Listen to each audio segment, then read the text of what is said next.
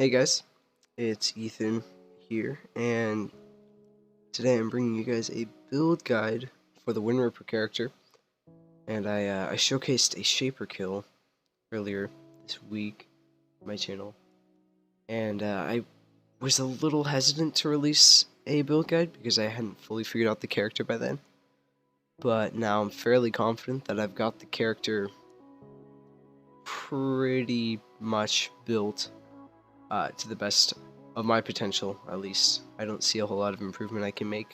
Of course, if you guys see anything that you might think could help, feel free to comment below or message me in game.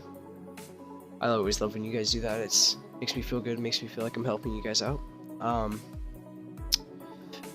But yeah, let's get into the build guide, shall we?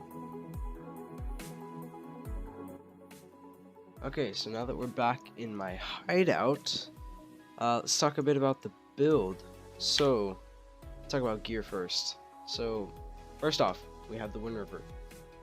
The reason we use this bow is because it's pretty much the only crit LE bow that's out there right now. I'm sure you can find a rare, but it'd be quite a bit more expensive to get something comparable to a Windripper. So, Windripper is our bow.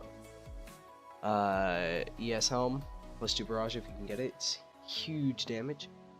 I'm just running a rare quiver. What you could run, let's see if I can find one. In the meantime, it's right here. Is a Rigwald's Quills. I was using this for a while. 45% projectile damage can help out, supplementing the wet and the accuracy and the crit multi.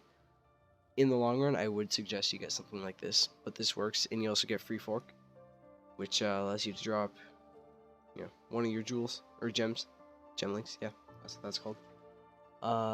I'm running a Choir of the Storm. They generate most of my crit chance. As you can see, we're at 184. This is increased. Your crit chance is increased by uncapped lightning res, which is a little unclear on what that means exactly, but that's basically how much res you have over cap. So 135 is the cap, so currently I'm getting about 50, which gives me just flat 50% increased critical strike chance. But when you pop all your flasks, you're at 310. Personally, I am at 310, which gives me about 250% increased crit strike chance, which is insane. So that brings your crit up, from like, keep in mind I'm in my hideout, so this is normal difficulty. Let's see. Okay. Anyways, your hideout is normal difficulty. So my crit chance is a little higher than it should be because it's calculating the overcap from 75, because there's no penalty in normal. But you can see how substantial that increased crit gain is. And my mana is gone. I throw out some of these to get some power charges. You can see I'm up at 86, which in a map that's about 77. And running a diamond flask, it's about 80 in a map, and running a diamond flask that basically crit caps you. Running just standard ES chest. The more ES, the better. You're a little starved of ES on this build. ES gloves. I just got some ES gloves. What you can run is let's see, I have them here. Shaper's Touch. Now I ran these on my last build and they're still great. They are really good gloves. They're great for ES attack builds. Per the accuracy per 2 int. Crystal Belt.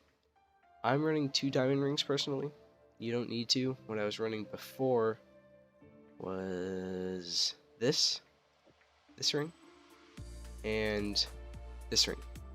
I just reused my gear, pretty much exactly the same gear as my Voltaxic character, because you're scaling the same type of damage, just the weapon's different and you're going crit. Brandmart Whalers, use the same thing for my last character. They work great. Ton of projectile damage, move speed, lightning res, ES. They're great. This enchant gives you pretty substantial gain in single target. it's not needed. I found this for the same price as market price of these, so it kind of snatched that. Flask, we are running Diamond Flask with Bleed Immune, because you're going to need Bleed on one of your flasks. Wise Oak, which gives you the pen, so you got to make sure that your lightning res is the highest. Vingtars, get an attack damage one. Lightning pen will probably work. Actually, lightning pen might be better. Boost Speed Flask, Dying Sun, and the Dying Sun with Pathfinder scaling, with all these nodes, gives you, as you can see here, 6 arrows, up to 9.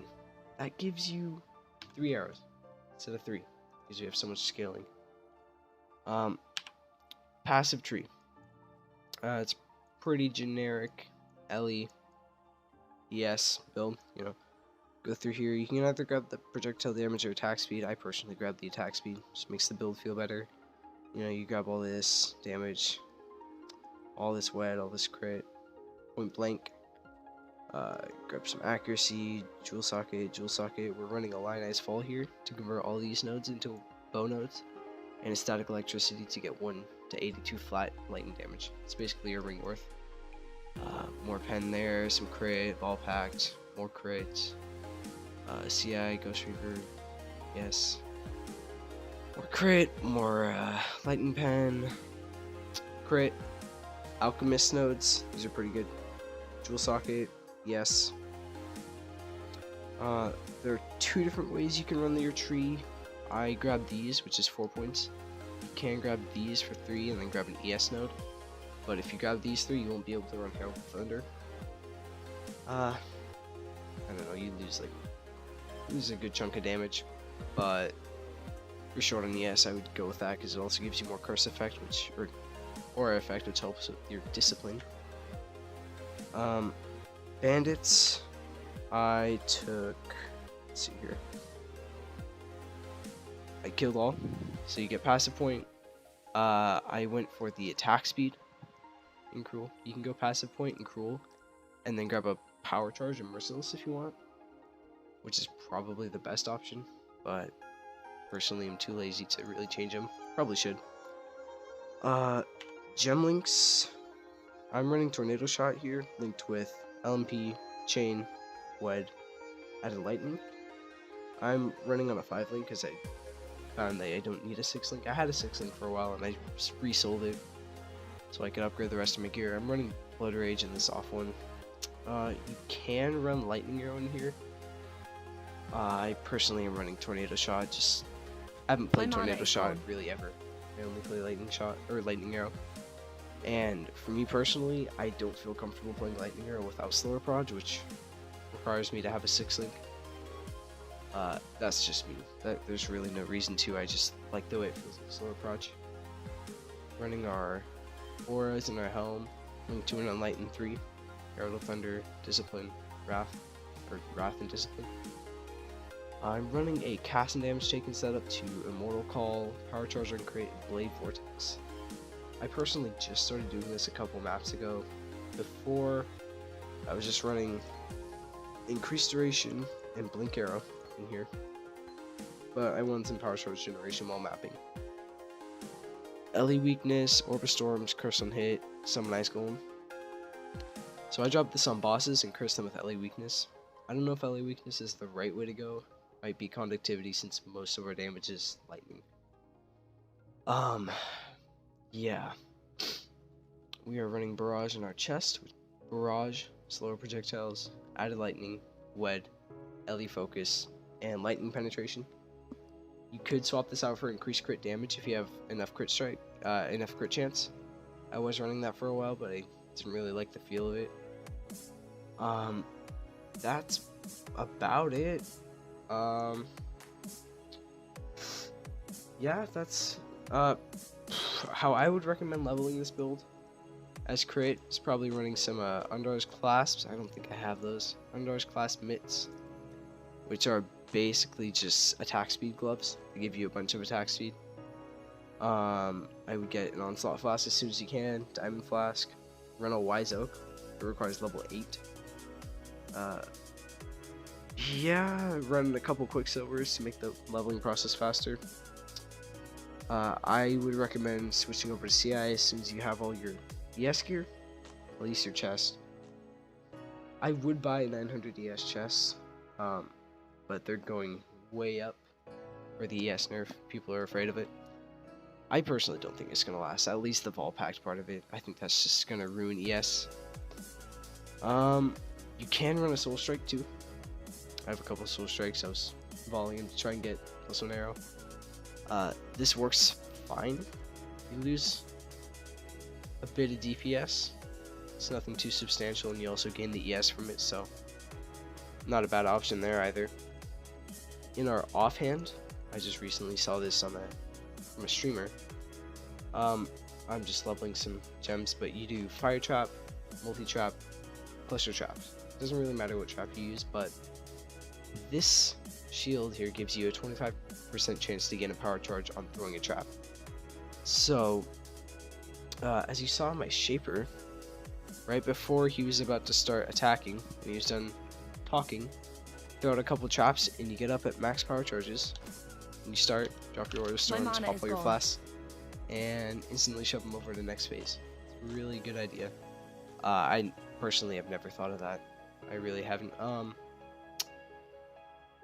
Yeah, that's about it. I don't think you need. I've been messing around with swapping Blade Vortex out for Blade Fall. I don't know. You're not really gonna notice it when mapping. It's kind of just there. Type of jewels you're gonna be looking for.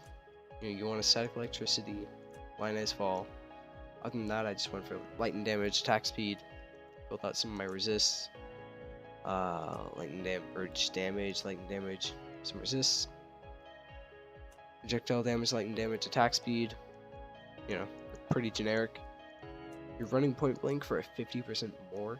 That's an insane amount of damage, so you stand right up next to the boss and you just wail on him. That's about it. I mean, you could run this. I respect this from my Voltaxic character in like 40 regrets. You just drop Ellie Overload, you drop a couple nodes down here, and you just spec into all the crit. Works great. I feel like this build might have a little more potential. I don't know, I didn't really invest an insane amount of currency into my Voltaxic character. It's up to you guys. I don't really know what's the right answer. Do you like crit? Do you like poison? It's up to you. You choose. Yeah, so that's the end of the video. I will be showcasing some more boss kills on this character. If I have any updates, I'll let you guys know. But personally, this is how I'm running my character right now. If you have any better ideas, maybe comment below. I'm open to getting any new ideas. Also, I'd like to point out my MTX setup. I'm running a Adziri Splendor with a Bringer of Rain. Looks incredible. Windripper looks really great with the Legacy weapon effect. And I'm running a Divine Ice Crown, which I got from a box. I don't know, just thought I'd point it out. Looks pretty cool. Alright, that'll be Ethan signing out. I'll see you guys in the next